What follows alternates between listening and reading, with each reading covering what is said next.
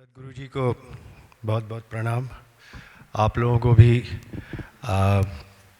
इजाज़त। हम लोग यहाँ आकर के ऐसा लगता है कि घर आ गए हैं हम लोग। इतना प्यार मिलता है, इतना प्यार। मैं पहली बार आया था यहाँ अब्बा जी के साथ। I think it was the 80s, बहुत साल पहले की बात है। उसी जगह पे अभी रुके हुए हैं। अब्बा जी की यहाँ पर इतना प्यार उन्होंने दिया यहाँ सदगुरु जी को, और सदगुरु जी ने उनको भी उतना ही प्यार, उतना ही आशीर्वाद दिया। और इसकी वजह से ये है कि राजेश यहाँ पर एज अ टीचर और सबको अब्बा जी की जो पहचान है वो आप लोग सब लोगों को दे रहे थे। जाकिर भाई एक ऐसी शख्सियत हैं, मैं तो हैं ही कहूँगा, अभी थे नहीं बोल सकता, वो अभी तक मुंह में आया नहीं है, कि जिनको जैसे कहते हैं कि जब वो ऐसे अंदर कहीं पर किसी हॉल में या किसी जगह पर, तो जैसे एंटर कर रहे हैं उसी वक्त सब लोग की नज़र उनकी तरफ चली जाती थी। तो जैसे कोई बहुत बड़े कोई महात्मा या कोई बहुत बड़े, कहते हैं ना कि एक ऐसे कलाकार आ रहे कि जिनकी जो वो तेज जो था उनका, उसकी तरफ लोगों का रुख हो जाना। मुझे याद है एक कॉन्सर्ट बम्बई में हो रहा है, IMG की तौफीक ने बात की, तो उस वहाँ पर जाकिर भाई बजा रहे थे। मुझे याद नहीं आ रहा किसके साथ बजा रहे थे, तो वो आलाप करके लोग बैठे हैं, उतावले हो रहे हैं कि जाकिर भाई कब बजाएंगे। और जैसे ही उन्होंने कॉम्पोजिशन जो शुरू की, जिसमें जाकिर भाई ने शुरुआत की, उन्होंने सिर्फ ना बजाया, और वो ना बजा करके लोग इतने खुश हुए कि सब तालियों से गड़गड़ाहट। और जाकिर भाई खुद बोल रहे हैं कि भाई मैंने किया क्या, अभी तो सिर्फ ना ही बजाया। तो उनका ये तेज था हर तरफ, और मेरे ख्याल से वो हमेशा रहेगा।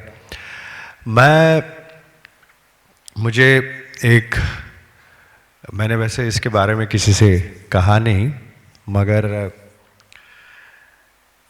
मैंने एक बार उनसे, जब मैं सीख रहा था अब्बा जी से और शुरू की मैंने अपनी तालीम, तो मैंने ऐसे ही जाकिर भाई से कहा कि मुझे कुछ आप भी कुछ बताइए, कुछ सिखाइए। तो उन्होंने साफ इनकार कर दिया, बोले नहीं, मैं तुम्हें नहीं सिखा सकता, क्योंकि तुम सीख रहे हो अब्बा जी से, और जिनसे मैंने भी सीखा है, जो हमारे फाउंटेन हेड है, तो मैं तुम्हें क्या सिखाऊंगा, मगर अब्बा जी से सीख रहे हो, ये बहुत अच्छी बात है, उन्हीं से सीखना।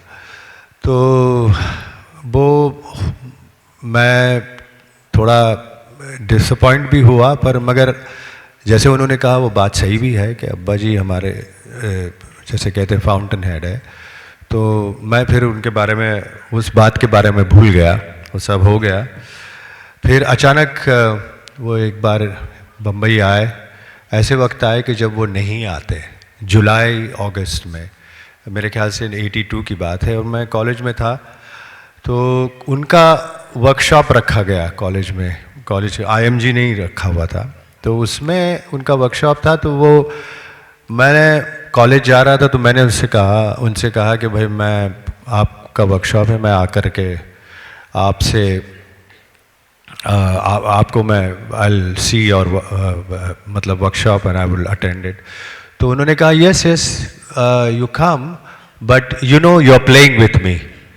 मतलब एकदम अचानक मेरे सामने वो एक, मतलब कहते हैं ना कि अब you are playing with me, मतलब तुम मेरे साथ बजा रहे हो, तो इसलिए don't worry, I am glad you are coming, but you are playing with me. मैंने कहा but I know I am going to college, I am not prepared, मेरे पास कुर्ता, बोले डोंट वरी, कुर्ता वुर्ता मैं ले आऊँगा, तबला भी मैं ले आऊँगा, but you are playing with me. तो एक जैसे कहते हैं ना कि एक चैलेंज मेरी तरफ फेंक दिया उन्होंने कि भाई तुम मेरे साथ बजाओगे। तो I didn't know what to do, और उन्होंने मेरे लिए कोई चारा नहीं छोड़ा था कि मुझे उनके साथ बजाना पड़ा। सो जैसे तैसे करके वो तो हो गया मामला।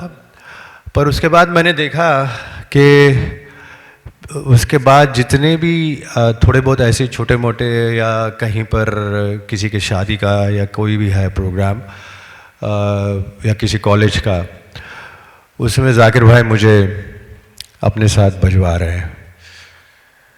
तो मैं थोड़ी देर के लिए या कुछ देर के लिए ये सोच रहा था कि ये क्यों कर रहे हैं, आखिरकार इनको ज़रूरत क्या है, ये खुद ही इतना इनका नाम है, ये इतना लोग उनको सुनने के लिए आए, ये खामा मुझे क्यों अपने साथ बजवा रहा है।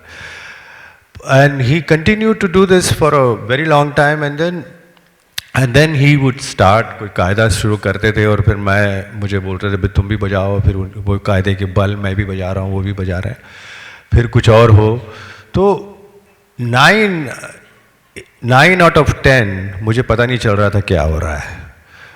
उसके बाद कुछ ऐसी वक्त गुजर गया, उसके बाद थोड़ा सा मेरा क्या कहते हैं रेशियो थोड़ा सा बदला, 8 आउट ऑफ 10, 7 आउट ऑफ 10। तो इस तरह से ये सिलसिला चलता रहा। मेरे दिमाग में बहुत साल बाद ये बात आई कि what he is trying to do basically,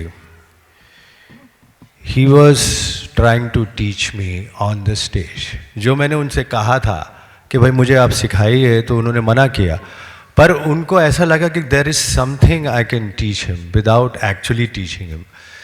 तो किस तरह से आप ऑन द स्पॉट इम्प्रोवाइजेशन कर रहे हैं, किस तरह से आप बल बना रहे हैं, वो खुद कर रहे थे, वो मुझे मेरी तरफ देख के कह रहे तुम बजाओ। उसी तरह से ये चलता, ये जो सिलसिला जो था, ये मेरे कई साल बाद मेरे दिमाग में आया कि भाई he is trying to teach me how to improvise, how to do on the spot improvisation and create things. और उनका स्टाइल मुझे वो सिखा रहे थे बजा बजा करके उनके साथ। तो एक तरह का ये सीख जो है, this is one of the कहते हैं ना कि इनवैल्यूएबल, कि उनकी तरह बजाना, उनकी तरह सोचना, किस तरह से वो एक चीज़ को लेकर के आगे बढ़ रहे हैं। कोई छोटी सी चीज़, और छोटी सी चीज़ छोटी नहीं होती थी, वो जब वो बजाना शुरू करते थे तो वो इतनी बड़ी हो जाती थी। छोटा सा बोल ले लिया और उसका ऐसा विस्तार किया कि जैसे आपके दिमाग में वो बात आ ही नहीं रही। तो for me it was an invaluable lesson कि वो उनके साथ बैठे बैठे उनके साथ बजा बजा करके मैं सीख रहा हूँ।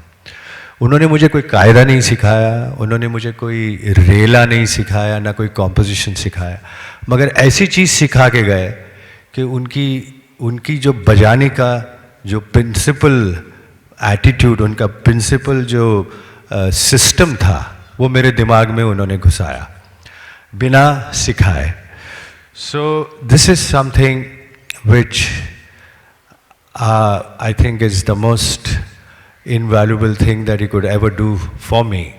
एंड मैं इसको एक मैं जब भी कोई चीज़ बनाऊँ, स्टूडेंट्स को, अभी क्लास मैं ले रहा हूँ बम्बई में, तो उनको जब भी मैं कोई चीज़ सिखाता था, उसमें अब्बा जी का तो था ही, पर जाकिर भाई की भी सोच थोड़ी सी डालने की कोशिश की मैंने।